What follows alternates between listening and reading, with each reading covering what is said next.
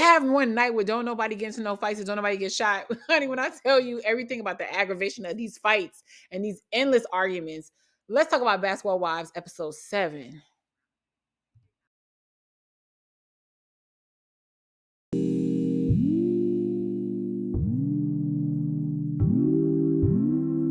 All right, y'all. So we back at the VH1 bungalows.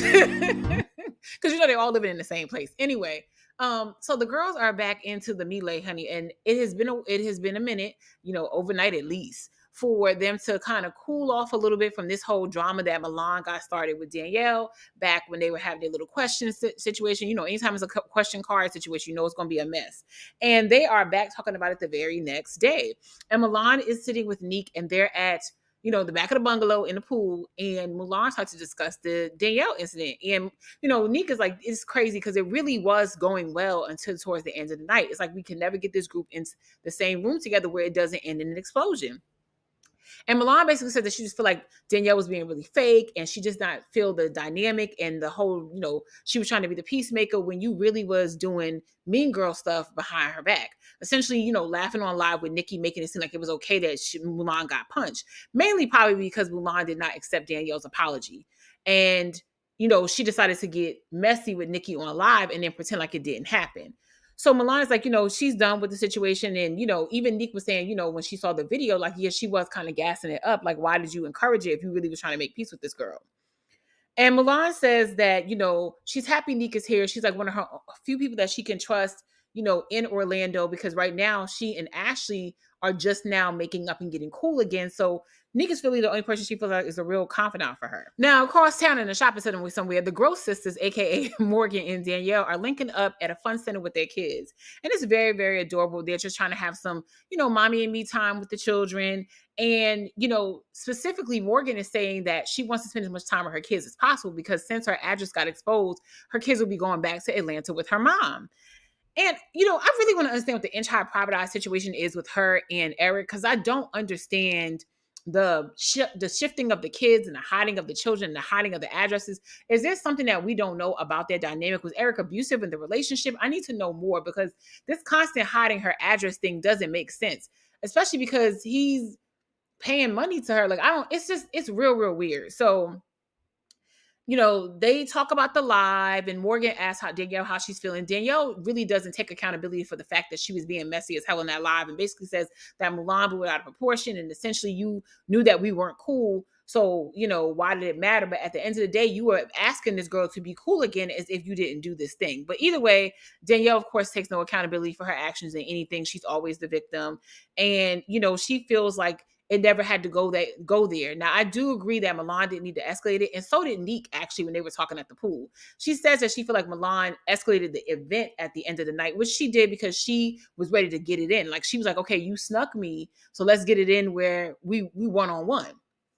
And of course, she's with her non-accountability partner, Morgan. So, they never see themselves as being a part of the problem. And essentially, Morgan is like, yeah, I completely get why you overreacted. And I understand why, you would feel like she's the problem because we never take accountability. um, it's a whatever melancholy moment. Now, Morgan does express that she is very pissed off. And, Danielle's like, I know I had to calm you down in the car. And even after that, because this whole issue with Eric serving her and knowing her address. And she feels like she knows that Ashley is the one that gave her address out because they talk all the time. And she wishes that Ashley would stop playing when it comes to her marriage and her kids and telling her business because, one, we were supposed to be friends at some point. And two, you think that you're causing drama between me and my ex, and really you're causing drama surrounding my kids. And for me, I need the evidence. Once we have the evidence, I'm fully on Morgan's side with saying F you to Ashley. But I just need to see that that is the case. And so Morgan just states that her kids are going to be going back to Atlanta with her mother. And again, I need to also understand why Eric can't know her address if that's where his children are going to be. Especially when you're complaining about the father not being in their life, but you don't want him to know where you live. That seems off to me. And I need more information as to why that's even a thing. So Mackenzie's sitting down with Ashley, and she's in Ashley's office, and she's loving Ashley's decor, and they get down to the nitty gritty. And she basically says to her, like, "Hey, look, like, what's going on with this situation? Why are you and Morgan constantly at heads? Why does she think that you're so involved with the whole Eric situation?" And she says, "Well, I don't understand it. She's always just got drama with me. And the thing about it is that we don't talk. So I don't understand how you're always accusing me of different things." And she says, "My rationale would be thinking that he hired a private investigator, which I actually do believe he did that. But I also don't know that he's not justified in that. We haven't gotten any clear evidence as to why Ashley is not giving Eric her address, and specifically the address his kids reside at, because she knows where they live when they with him. And I think that that's something that I just find to be completely unacceptable unless there's some evidence or some type of information that she's dropped, which I don't remember her doing, about him being abusive or having some restraining order out for him or anything like that. If none of those things are true, why are you hiding your address or where your kids are residing from him? The narrative of like, oh, you could call my mama and stuff like that, that's childish. If you have my children, I need to know where you live. Point blank, period. Whether or not they're having the best moment in life and he's being as active as he can be or not, that man should know where his children are and vice versa. It shouldn't be an issue, because we have no problem with a woman that's like, well, I couldn't find my child and he wouldn't answer the phone and this and that. So the same thing on that end. Anyway, while she's talking to her, Mackenzie's saying, like, I hear what you're saying, Ashley, but at the end of the day, I wouldn't want I wouldn't want to be served. I wouldn't want any woman losing her child support to her children. And Mackenzie, as a single parent, or co-parent with Dwayne, understands that. And she's saying, like, look, I wouldn't want to play with nothing like that. I'm getting to know Ashley, so I don't know what the dynamic is, but I hope she didn't have anything to do with this. So Ashley reveals, well, will tell you this. I did tell him that she lived in Orlando. And girl, when I tell you, Mackenzie's face was like, bitch, what? It's like she was not with it. She was like, I would never, like, why would you do that? She's like, even if I'm getting to know this girl and we're cool, like, it is really messed up for you to basically compromise this woman's financial situation and also get in the mix of their relationship if this was supposed to be your friend. So Ashley goes, well, I didn't, the reason why I didn't know that she was hiding from him is because we're not cool. We're not friends. So I didn't know that she was hiding from him. If I had known that, it would have been different. Girl, you should have said anything to this man. If he want to know what's going on with her, he gonna have to find out. He would have to have hired that agent completely, and that would have been his situation. I do think he got a private eye to find out exactly her address, because I'm not sure that Ashley knew where Morgan lived. But it was just messed up to even find out that she did that. And it justifies for me now Morgan whooping her ass. Anyway, we then go over to Nikki, and Nikki is in the family with, I'm sorry, she's in her kitchen with her family, and her mom and her sister in the cutest purple pajamas. Purple's my favorite color, y'all. So I was geeking out for this. I love a good pajama and I love a good purple, almost anything. I'm not really into purple clothes fully, but I like little spots of purple here and there. And then, accessories. Anyway, she's in the kitchen with her sister and her mom, and they're going over the fact that the sister that they lost, and they're just asking Nikki how she's coping with being in Orlando. And she says she likes it. Some of the girls, they get along, but sometimes it's a little bit of drama. She really misses her sister. They were very close. She didn't really know until like towards the end of her sister's life, or really her illness, that her sister was sick. And she, stayed with her sister for a whole month. She helped her sister cut her hair. They kind of go over like just the touching moments about, when her sister was passing away from cancer. But she also said that her sister didn't let them know, that it was terminal, I guess, and that they had such a limited amount of time, and they all really just miss her and her spirit and who she was. And her other sister even mentions that she would have been the one that would have come and check on Nikki to make sure everything was okay. They do ask how things are going with Nikki, and her bigger sister says like, hey, let me know if I got to ride out here and do anything. And she's like, no, I'm actually, finding my way, and I'm not the one that's in as much drama. And her mother's surprised at that, like, oh, really? Because, if you remember Nikki from Black Ink, she was always in the mix. She was always in a fight or trying to fight somebody or trying to get into something. So is her mother shocked to see that she's being more of a peacemaker? And I don't know if she's being a peacemaker. She's definitely being messy, but she's not the same fighting Nikki that we remember from before. And maybe what's happening with her sister has softened her. So she talks about, maybe being a peacemaker. Her mother says like, yeah, fighting is not the answer. And at some age, it can't be how you resolve things.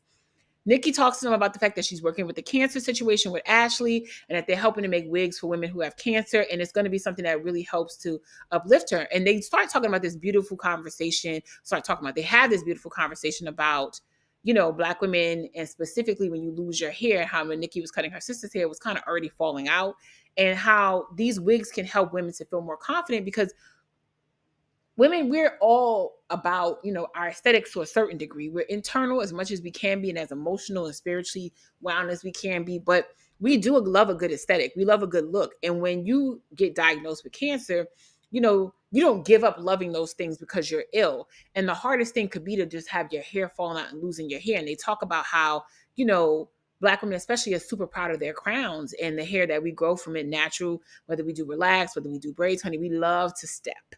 And so they just mentioned the fact that, it could take a lot of confidence from you. And Nikki even mentions as a hairdresser, when, people come to her chair or just, conversations, women, when our hair ain't right, we don't even want to go out nowhere. So imagine when you're losing your hair.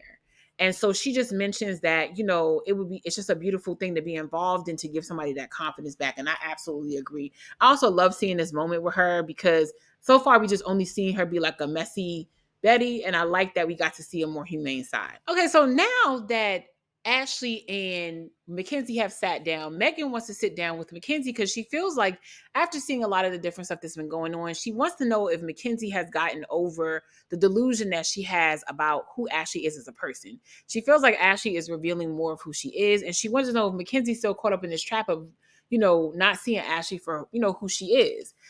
They sit down and have a conversation. Mackenzie doesn't really get into it, which I like that she didn't give like, Megan any tea, but she basically says that she wants to get the girls together. She does think they need to talk. She absolutely says that she empathizes with Morgan's situation. And she tells us on the green screen that ultimately, yes, it is messy as hell to get involved when you're messing with somebody's child support and their income. And she really wants to get the girls together to have like a chit chat. And she knows that Megan and Ashley also went through some stuff. So she said that she's, coming up with like a cooking party or event to have. And hopefully through that, they can sort of bond. She said at the current moment, obviously because there's drama, going on, and it could just get really weird. Not everybody's invited. So she said currently Mulan, Morgan, and Danielle are not invited, but all of the other girls will be there, including Ashley, and maybe at that point they can sort of hash out their situation. Megan just feels like, she's open to come in, but she also just feels like she wishes Milan would see the light when it comes to Ashley. But she understands people have to find, their way in their own time. Then we are chit-chatting with Morgan. Well, we're chit-chatting with Ashley, and she's inside of her store, and she's having a conversation with her, one of her workers. And, she's getting grab bags and stuff together for the event that her and Nikki are having for the cancer event. And she's telling her, her story about, losing her parents, both her parents, as well as, the baby at the same time, and how it deeply affected her and what she's going through, and why it impresses upon her that life is so short, and nothing is promised. So it's really important to try to help people, while you can. And I wish Ashley applied that compassion to the other areas in her life. It's weird to me because she has such a deeply moving story in every element of that family dynamic. But the idea that you don't think you need friends, so that you're willing to like trade somebody out, is really corny as hell. And I hate the idea of when women do that and then they build their entire identity around their husband or their marriage. And if that crumbles, you don't have nobody to fall back on. You really could have been a rock for Morgan. You didn't have to be like in that new girl's business, but you could have been doing that, because what Megan does tell Mackenzie when they're meeting is that Ashley kind of is cool with the new girlfriend, although Ashley never hid that she was cool with the new girlfriend. But she was saying that Megan was basically being messy online and started following the new girlfriend of Morgan's ex. And that's kind of stalkerish and weird as hell, especially because Megan's not involved in any of that, but she was following her. And I guess the new girlfriend noticed that Megan was following her and asked Ashley about her. And Ashley ended up saying like, hey, she's Morgan's friend. And she ended up saying like, well, why would you tell her that? That was very messy for Megan to even be following this random woman. Like, she has nothing to do with why these people are not together from what we can tell. I don't think she was messing with Eric prior to him getting married. Like, that girl has nothing to do with anything. She's just a new person in the picture, honey. So it is messy for Megan to even be involved and be following his ex and be stalking some new woman over some man. Like, the way these girls go nuts over these players be crazy to me. So, she basically says that, she's cool with this girl, but these other women, it just depends with them. When the store clerk asks her, like, hey, is everybody invited to the event? Ashley says, yes, everyone was invited, but, if there's current drama, like, I'm not really on that. So I'm assuming that means is everybody still invited? Or that means those old people can't come that you got issues with? Girl, you need to clarify that. And I wish that Ashley knew how to apply that same level of empathy and care to the relationships that she has with women, because it's very corny to be like the bitch is telling everybody's business. Fast forward, Morgan is on the phone with her mom, and she basically states that she needs to move to a new place because Eric found out where she lives. Again, I don't really know what about this makes sense, but she basically says that Eric hasn't tried to reach out to be, active physically with the kids in 2 years. And now he's trying to get this child support case dropped. And she doesn't like the idea that he knows where she lives. Again, that's like weirdo energy. I don't know why him knowing the location. She says that because she thinks that, he'll try to stalk her through, I guess, a private investigator or whatever. But I don't know how that changes the fact that you in court now. So I don't really get it. Again, I don't think you should have anybody's children anywhere that they don't know as well. Like, you don't have to tell them your every move, but he should know where they're residing, physically living, just in case anything was to ever happen, to be honest. But either way, Morgan's deciding that she wants to move. Her mother kind of agrees with me in a way and says, like, I don't know what they're all doing again. But either way, it's important that you feel safe mentally. And Morgan appreciates her mother for helping her out in that capacity. So, child, now it's time for Mackenzie's cooking class. She was wanting to get the girls together, and it was a limited amount of time. They found out that Neek cannot make it because of everything that's just going on with Dwayne. She's just trying to be there for her man in this time of need, honey. We completely understand. So they're at another Airbnb, honey, because nobody nobody could fit into them tiny condos. And they have a personal chef, and they're deciding they're going to be making pasta. Or at least Mackenzie keeps thinking they're going to be making balls, honey. I don't know what she kept thinking they was doing. I guess dough balls. She just loves saying the word balls. Anyway, it ends up being Megan, Nikki, Ashley, and Mackenzie. And it actually turns out to be really fun. They're learning how to make pasta. They're learning how to knead dough. The chef is really helping them out. It's a really, really fun night. They're making their own food. And everybody seems to be getting along to a certain degree. But clearly Megan is irritated, and she's showcasing that so much is bringing down the feeling in the event, the entire thing. So the girls are just like, okay, girl, we get it. Like, what's going on? She says, well, I'm just really hangry. I'm angry, and I'm a little bit hungry. Like, let's just eat whatever we made. I'm tired of like kind of moving around in this. So they start, having dinner, and Megan basically starts to air out how she feels about the whole situation that happened with Ashley. Nikki and Mackenzie sitting on the side eating their pasta, honey, minding their business because they didn't have a good time. They didn't got along in this entire process. And they're like, oh God, the drama is starting. So basically Megan airs out the fact that she is pissed off that Ashley basically told this girl she was stalking online that she was friends with Morgan. And again, this is the dumbest conversation I've ever heard. And it's really ridiculous for Megan to think that you're going to follow somebody online who's following somebody else that that you're also following, and they're not going to inquire. If you are on Instagram or any of the social media platform, and a person I see is liking all my photos or checking out my stories, and I see that we have a mutual in common, and I don't really know you and I don't know what your motivation is, I'm not going to DM you and ask you what you're doing. I'm probably going to talk to my mutual and be like, girl, who is this person? And if I know who you are, but I'm just trying to figure out why are you like all up on my content, I'm going to ask that question. And that's exactly what a normal person would do. And Ashley said, look, when she asked me, I told her the truth, that you're Morgan's friend. We're not really friends like that. So I told her that's how she would know you. There was nothing wrong with what Ashley said. It wasn't her being messy. She was answering the question that she was asked. And I'm not even pro Ashley, especially after finding out that she did tell, oh boy, that girl was in Orlando. But I can also understand when I can see the BS. And Megan just wants a problem to want a problem with her. Because girl, why are you stalking this random woman that you don't even know? You're not associated with it anyway. Like, why are you stalking her page and being messy as hell? And then you're upset that through your messiness, somebody noticed it and asked somebody else that y'all might have in common who you are. Like, that's what's going to happen. So I completely agree with Mackenzie in that fashion. Ashley actually did nothing wrong. It's just that Megan was being messy and was mad that somebody called her out for her messiness. So fast forward, Nikki is getting ready for the event and setting everything up for the event that her and Ashley are having tonight. It seems to be coming together well. And, she's just really happy that Ashley included her in the event that she was already having, and that she can help and contribute in a lot of ways because obviously they have this thing in common of losing someone to cancer. And Ashley's in the car headed to the event with Milan, and they're having conversation about the fact that, it's just a frustration to Milan that there are so many issues going on, specifically with her and Danielle. The fact that Morgan's involved somehow just because she's Danielle's friend.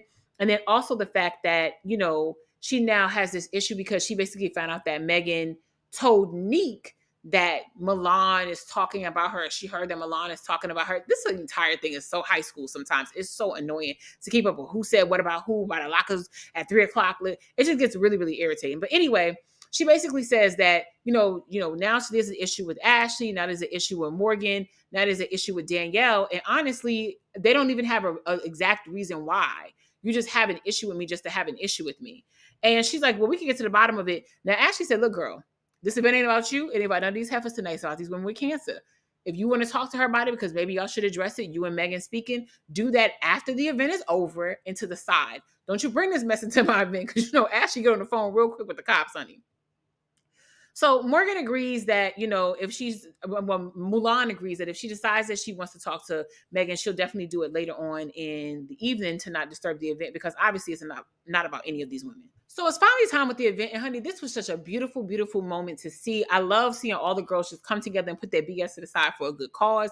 I love that we got to see an aspect about charitable giving, and specifically a lot of women who are married to basketball players and NFL players and athletes in general. A lot of wives do a lot of charity work, and people don't really realize that. They're usually the backbone behind the husband's charity event. They usually run the charity for the significant other most times. And they don't realize how much the wives do to keep up the life of the player outside of the field. Yes, he may be out there playing and getting the money and bringing it home, but the wife taking care of the house, she's taking care of the charity, honey. She's doing all the different things, making sure family arrangements and plans and holidays is doing it. So I love to see this aspect of what's going on a personal level. I love that the event was really beautiful for what Nikki and Ashley's hopes were for the situation. And there were some beautiful women there that was super excited to be getting wigs and getting their hair done. And all the girls showed out, were very, very interactive with the women, sharing, information and talking to different stories. Melange, everybody shows up with like different stuff. Mackenzie shows up with lashes, honey, that she sells to just complement the situation. Her and Nikki even have another Kiki moment. I love that they're getting along and people are connecting.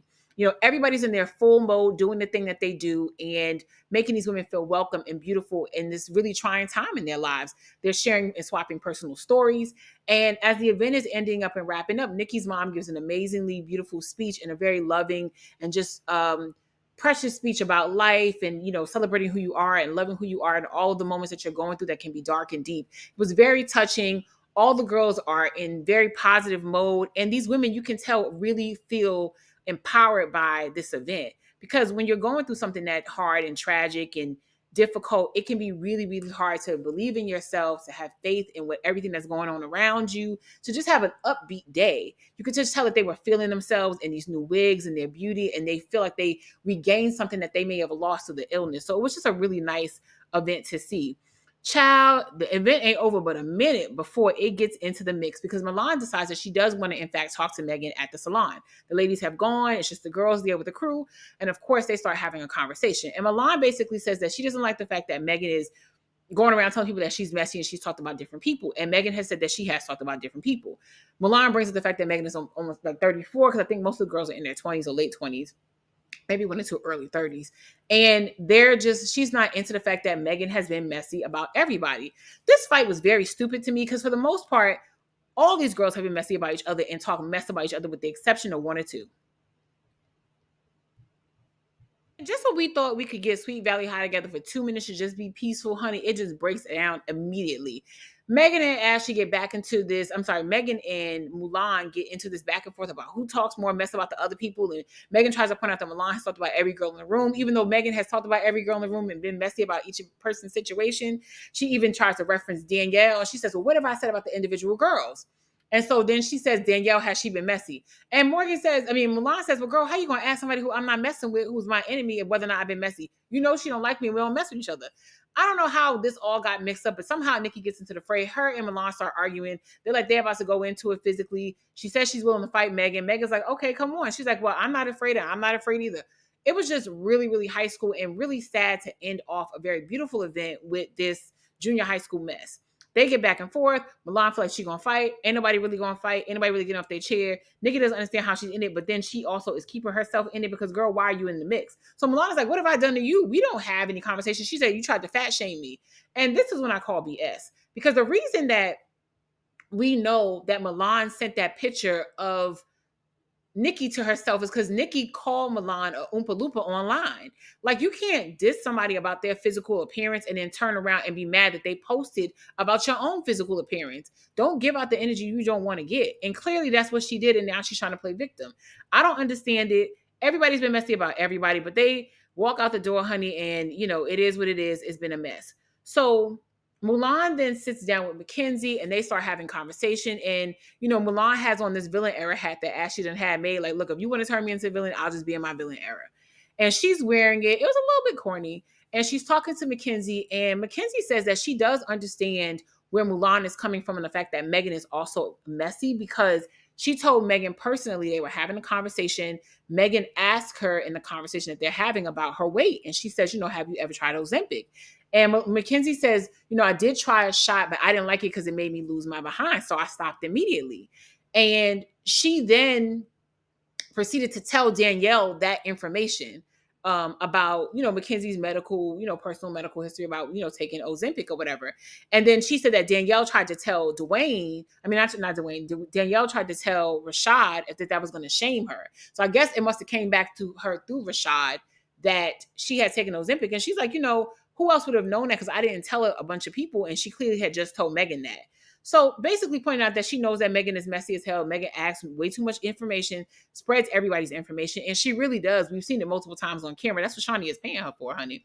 That's what Shawnee really paying everybody for, to be honest. So Megan knows that she can't be trusted. And Milan just says, like, I don't like the fact that they're trying to turn me into like the marked enemy. You're just not as trustworthy as me. So you can't speak to my situation. And it is what it is. The girls then meet up with Megan meets up with Morgan and they sit down and have a conversation about what happened, because Morgan was not at the wig event. She said, she was in the process of moving her stuff and moving, but she did send wigs there because she has a wig line. And, even if Ashley was going to try to block her from coming, even though Ashley said nobody couldn't come, she says, I bought Nick to, I guess wigs to support Nikki. I guess, girl, it went to the same event. So, she said, I went, but it is what it is. So she wasn't present. So she wants to know what happened. So then Megan begins to tell her that her and Milan got into it and they started having an argument. And of course, all of the stuff that we just talked about happened. And Megan says that she feels like Mulan tends to be very messy. And, she tried to make it seem like Megan was talking about all these girls. But girl, you have been talking about all these girls. It's like delusion following delusion following delusion, honey. And you cannot get out of land of delusion if you're just in a ring around the rosy of nonsense. And that's really what the situation is. Then she mentions that, she came to the event.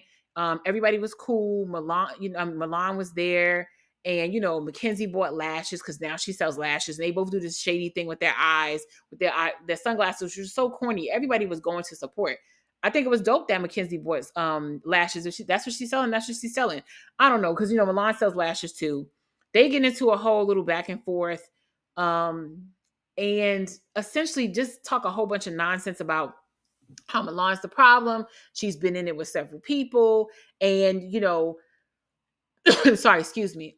So basically she says that the real issue is that Milan does not stand up to her BS. And Morgan says that's her main issue with Milan, is that if you with Megan, even though she knows Megan is messy, admitting Megan is, that Megan owns her BS and she owns her messiness, and Milan never stands in it. So it's really, really, really irritating to see that, they're back in another situation where Milan is the culprit. I don't know, y'all. Let me know what y'all thought. At the end of this, it just got real high school. I hate that this ended so badly because I love the whole cancer event. It would have been nice. It would have been nice with it's one night where anybody out here don't get shot. We don't have no fights. Shout out to Boys in the Hood. So let me know what y'all think in the comments below, and I'll see you on the next one. Bye.